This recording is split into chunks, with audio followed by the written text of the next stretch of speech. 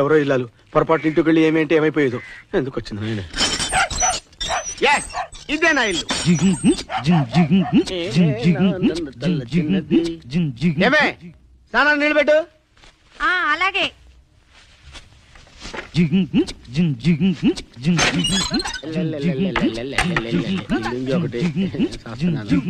నీళ్లు పెట్టాను, వెళ్ళి స్నానం చేయండి. అలాగే ఏమే సోప్ పెట్ట మర్చిపోయి సోప్ తీసురా. అబ్బబ్బబ్బా, నీతో చస్తున్నాను. ఇదిగో తీసుకోండి. ఏమే టవల్ కూడా మర్చిపోయారు, టవల్ ఇవ్వు. చిచ్చి, అన్ని నేనే అందివ్వాలి. ఇదిగో తలుపు మీద వేశాను, తీసుకోండి.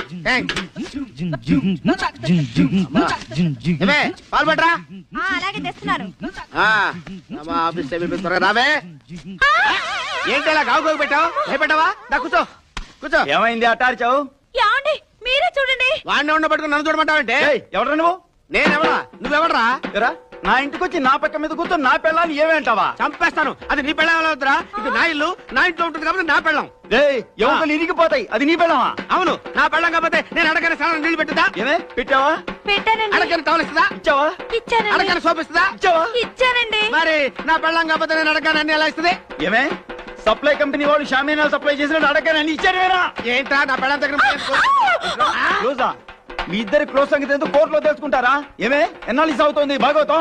మన ఇద్దరికి విడాకులు ఖాయం. అయ్యో నిజంగా నన్ను నమ్మండి, నాకే పాపం తెలీదు. ఏంటే వాటి బదులుతో మెడపట్టుకుని గట్టేక ఏంట్రా నా ఇంట్లో నుంచి నన్ను మెడబెట్టి బయటికి గెంటుతావా?